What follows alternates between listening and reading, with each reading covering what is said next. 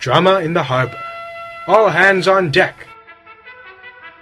You know, I always like it in silent films when they line up an instrument on the screen with some, you know, like the music that's playing. I mean, it's really simple, but it's pretty cool. It's the easiest synchronized sound that's available. They couldn't match lip flaps back then, outside of cartoons. Okay, right now there are 3 officers controlling. Oh, there are the rest of them. How did these guys not see, like, that these guys are getting discontent over rotten meat, and that might be a risk to, I don't know, not getting mutinied or whatever? Because it had never happened before. Wait, who's this guy? Who's the guy we were calling captain from the other day? Maybe he really was Grand Moff. Yeah, maybe he really was Grand Moff Tarkin. He just snuck into this movie and pretended he was in control of the ship.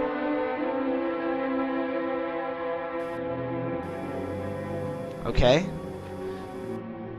Do you notice all the officers? Everyone has a mustache in this movie. That's a wicked goatee, though. I mean, it must be the evilest one of them all. In a world where everyone has facial hair. All who enjoyed their soup, step forward. The soup the enlisted men would have had would have been made with rotten meat, right? So they wouldn't have enjoyed it anyway. So that's bad phrasing right there. But they would have just, like... Of course they're gonna lie and probably say that they liked it because they don't want to die. Okay, he fondles his strap 1. Yes. Okay, that's a cool mustache. Step back. Fondles his strap 2. And... okay. It's evil captain again. I'll string the rest of you up on the yard. You know, if you put all of them up there, the ship might tip over. I mean, it's sort of like a unbalanced weight right there. It's a lot of dudes. Capsizing island. Yeah. I like how they all look in sync. Like, did I miss one?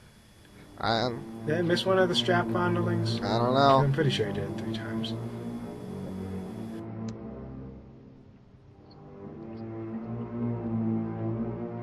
Yeah, I mean, it's film fading and stuff. This guy was pretty important in that, pioneering that field, I guess.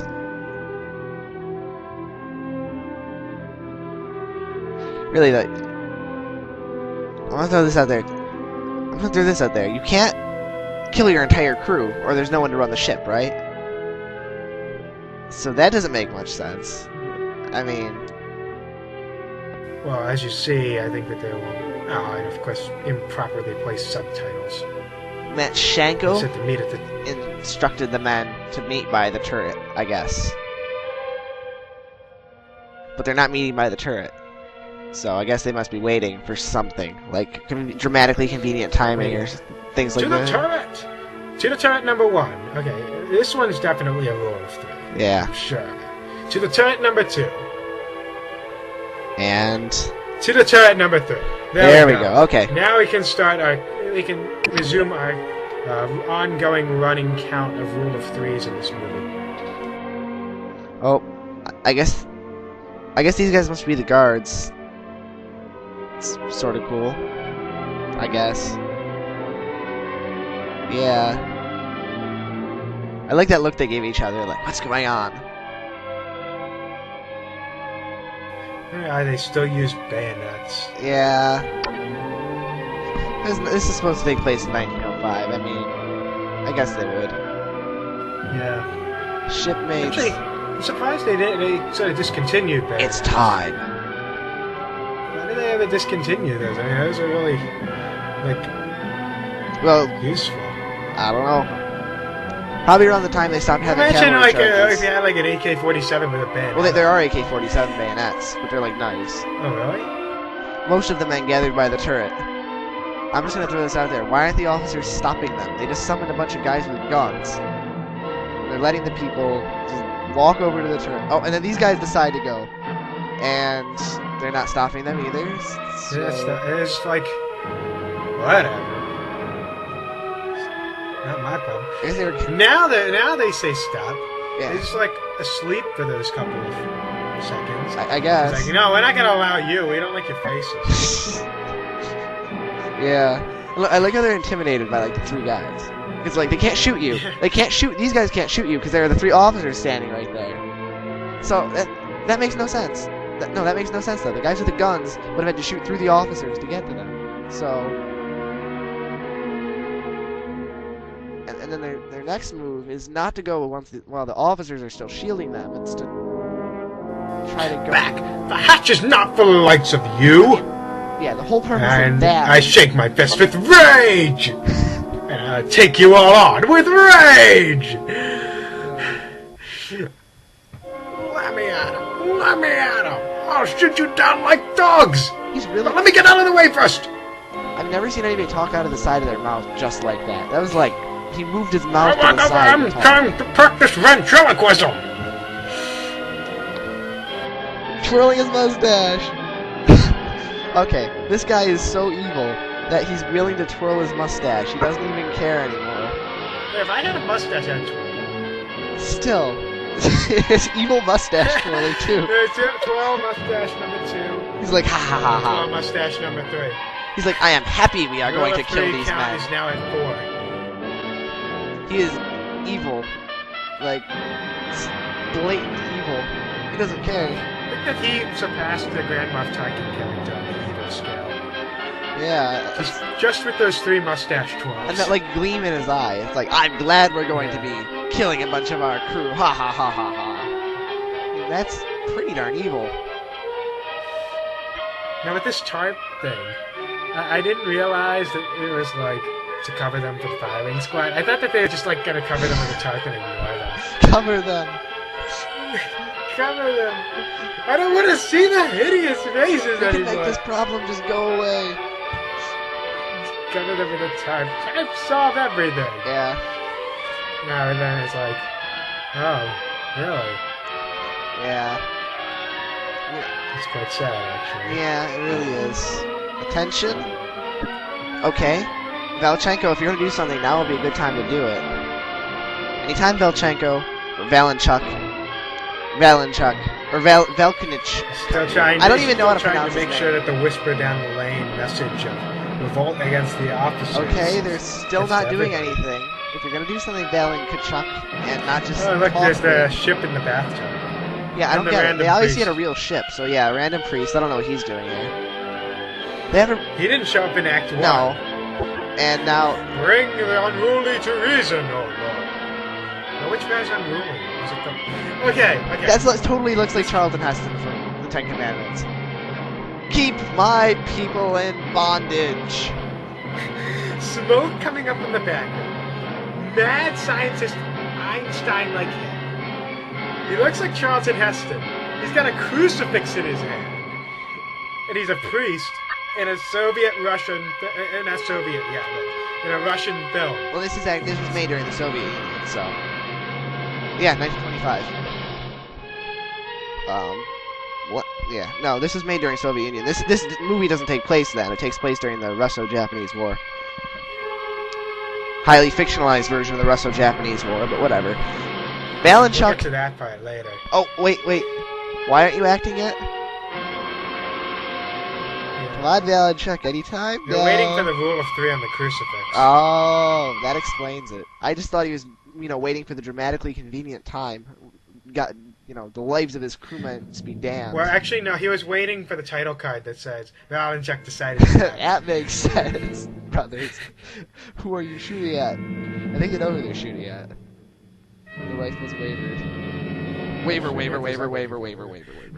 Fire! Well, obviously, there's going to be a rule of 3 here. Waver. Oh, I guess we just want to shoot them. Fire, you swine! Obviously, stand in front of the people that are firing. I don't really feel like shooting.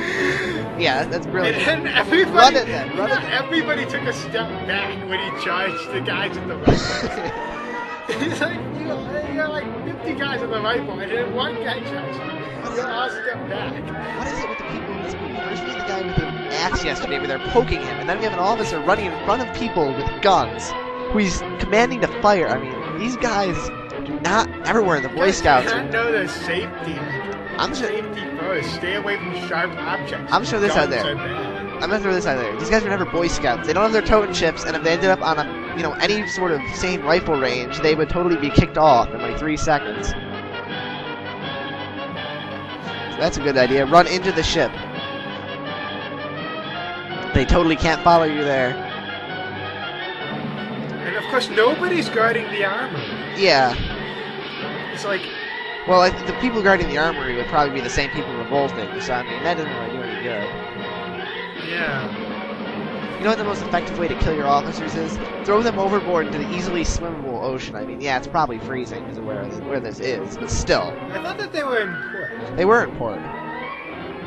So that's what I'm saying. Oh, yeah. Although that shot of the boat in the bathtub seemed to establish that they're never really clear about where the boat is in the beginning of this movie. It does end up in port. I guess they're not in port anymore? I don't know. It ends up in port. And that's important because of the whole Odessa step scene. But oh, yeah. I love this. I love the guy. He has a gun, and he's like just chasing after the guy. I love how he uses that like as like a periscope, like. Jesus sees you. Remember the Lord. Evil Jesus. Ah! I'm going to exorcise you.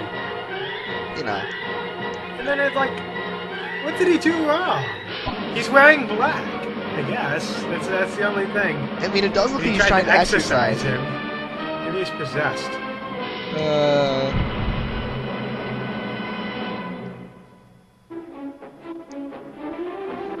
Wow. You know what I love? How not a single person's fired any of these guns yet. They're just like throwing it. That's a friggin' sharp crucifix. Look, it's gonna show it again. Yeah. And it's like embedded in the wood. Yeah. Holy crap. There it is. It's a sharp crucifix. I mean, what is that thing made of? Obviously not gold. It's made out of... Possibly sharpened steel?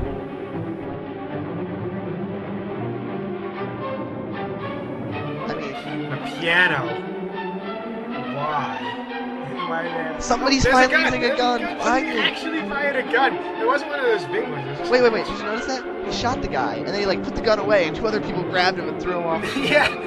Brilliant. You have a gun. Run out of bullets. You're the only person who's thought to use their gun. Use and then he used it after 1 shot. Guns they wear out after 1 shot. You can't use them again. It was obviously a revolver, so that makes no sense.